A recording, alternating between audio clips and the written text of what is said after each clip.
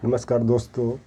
आजकल देश ही नहीं विश्व में भी जो राम मंदिर के चढ़ावे में जो चोरी हुई, जो छल कपट हुआ, जिससे भारत ही नहीं पूरा विश्व हिल गया है। और एक तरह से देखा जाए तो हाहाकार मचा हुआ है कि यह क्या हुआ, जबकि केंद्र से लेकर के उत्तर प्रदेश में भारतीय जनता पार्टी की सरकार है और कड़ा निर्णय लेने वाले प्रधानमंत्री नरेंद्र मोदी जी और उत्तर प्रदेश के मुख्यमंत्री योगी आदित्यनाथ जी जाने जाते हैं। अब इसके बाद क्या होगा वह तो आने वाला समय ही बताएगा।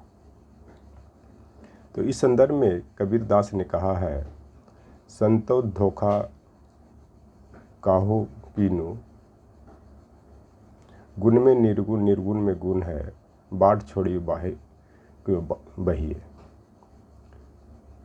इसका मतलब ये होता है कि संत धोखा क्यों करता है, क्योंकि वह निराकार और साकार दोनों का मिश्रण है और संत से यह उम्मीद किया जाता है कि वे लोग ऐसा काम नहीं करेंगे।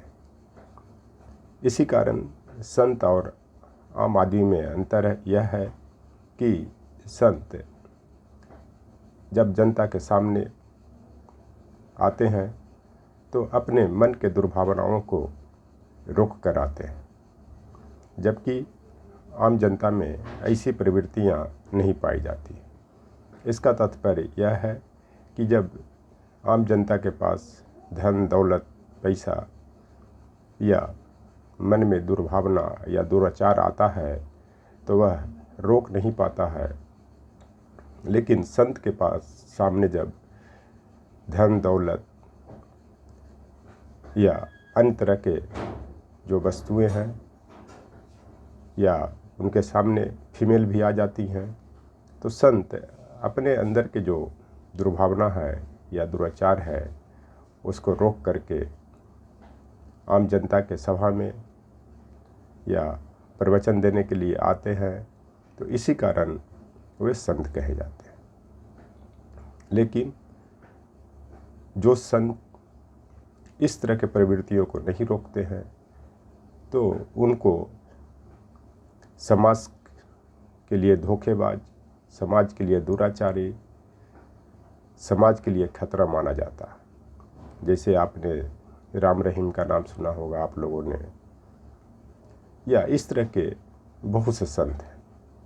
लेकिन दुख की बात यह है कि ऐसे संतों को भी सरकार की संरक्षण प्राप्त है, जिसका प्रमाण राम रहीम जैसे लोगों को देख सकते हैं कि साल में अनेकों बार उनको पेरोल पर छोड़ा जाता है और उनको ऐशो आराम करने के लिए उनके मनचाहे जगह पे जाने की छूट दी जाती है। अगली बात मैं यह कहना चाहता हूँ कि कलयुग में न कोई कृष्ण सुदर्शन चक्र लेकर के आएगा, न राम धनुष बाण लेकर के आएंगे, न अर्जुन गदा लेकर के आएगा। कलयुग में भगवान ऐसे कुप्रवृत्तियों को बढ़ावा देने वाले, ऐसे दुराचारियों को समाप्त करने के लिए उसको मति ही भ्रष्ट कर देते हैं। जो अभी साक्षात राम मंदिर के चढ़ावे में देखा, क्योंकि आज के परिप्रेक्ष्य में भगवान ऐसे दुराचारियों को मति भ्रष्ट करते हैं, जिसके कारण उनका स्वयं ही नाश हो जाता है, विनाश हो जाता है। जिसका प्रमाण यह है कि राम मंदिर के चढ़ावे में जो भी लंबे समय से चोरी कर रहे थे और वो पकड़े गए, और पकड़े जाने के बाद कितना सज़ा देते हैं योगी आदित्यनाथ जी, वो वही बता सकते हैं।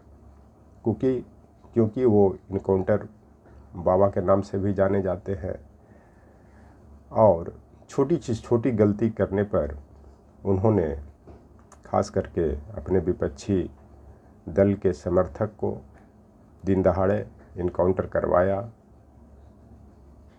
अब बात उठती है कि ऐसे धर्म के पाखंडियों को ये बुलडोजर बाबा, इनकाउंटर बाबा क्या करवाते हैं वो आने वाला समय ही बताएगा।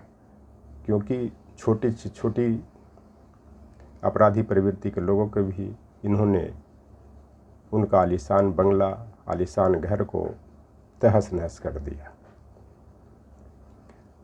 तो अब धर्म के चूँकि सबसे बड़े रक्षक इस देश में दो ही माने जाते हैं, एक भारत के प्रधानमंत्री नरेंद्र मोदी जी और उत्तर प्रदेश के मुख्यमंत्री योगी आदित्यनाथ जी।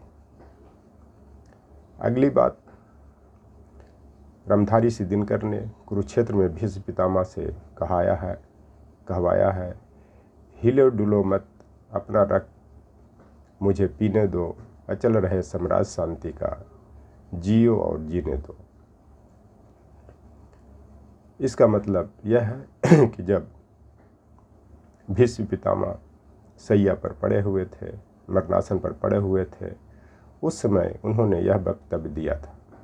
लेकिन उत्तर प्रदेश के संदर्भ में देखा जाए तो योगी जी का कहना है कि हिले डोलोगे, अगर कुछ वैसा काम मेरे विरोध में करोगे तो तुम्हारा रक्त मैं पीऊँगा तो नहीं, लेकिन बंदूक की गोली को ज़रूर पिलवा दूँगा।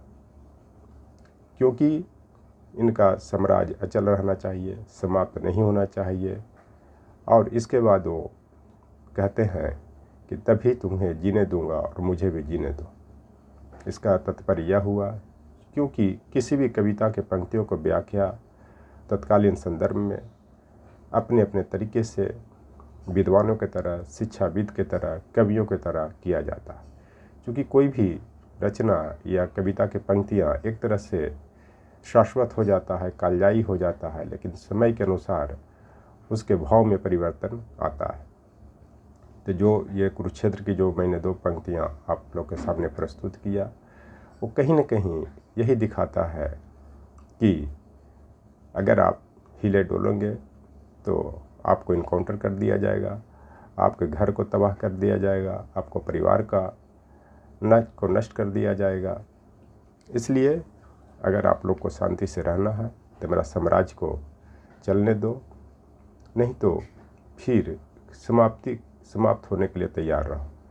इसके लिए इनका जो हथियार है, अगर इनको आज के संदर्भ में देख लें तो भीम के गदा या अर्जुन का धनुष बाण या कृष्ण का सुदर्शन चक्र, वो CBI, ED और पुलिस प्रशासन या अन्य प्रशासन को देख सकते हैं, जो इनका हथियार है। तो राम मंदिर के चढ़ावा में जो चोरी हुई और जो बड़े बड़े जो वहाँ पे आए, जिनको मठाधीश कहा जाता है और मठाधीश है भी, उनके संरक्षण में ही हुआ और कई अरबों की चोरी है।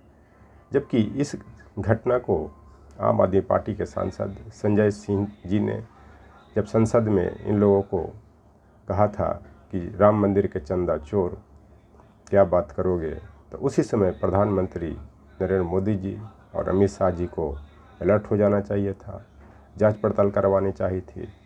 तो इस तरह के शायद घटनाएं नहीं घटती, लेकिन उनके बातों पर ध्यान देने के अलावा उनके विरुद्ध ED CBI लगा करके जेल में बंद किया और बहुत प्रताड़ित किया।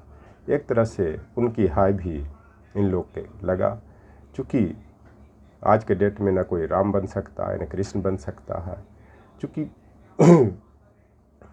बल्कि वो भगवान अपने तरफ से कोई न कोई अपनी प्रतिनिधि को यहाँ खड़े करके, जो धर्म की रक्षा के लिए, समाज की रक्षा के लिए, उनके धन दौलत को रक्षा करने के लिए, मंदिर को रक्षा करने के लिए कोई न कोई यहाँ लड़ेगा। वही काम माननीय संजय सिंह जी ने किया, जो बहुत ही सराहनीय काम है। और आने वाला समय बताएगा कि राम मंदिर में जो चढ़ावा का चोरी हुआ है वो कितना रिकवरी होता है और कैसे रिकवरी करते हैं। चूँकि ऐसा भी कहा जाता है कि सोने से मढ़ा हुआ जो रामचरितमानस जो जिसका मूल्य 5 करोड़ रुपया था, वो भी वहाँ से चोरी हो चुका है। लेकिन अब गुप्त रूप से ही लोग उसको बरामद करके फिर रजिस्टर में चढ़ा करके अपनी कमजोरी को छिपाने के लिए कह रहे हैं कि नहीं चोरी नहीं हुआ है, जो भी चढ़ावा चढ़ा है वो रजिस्टर में दर्ज है। तो आने वाला समय ही बताएगा कि राम मंदिर के चढ़ावे में जो चोरी हुई उसकी रिकवरी कैसे होती है। थैंक्स।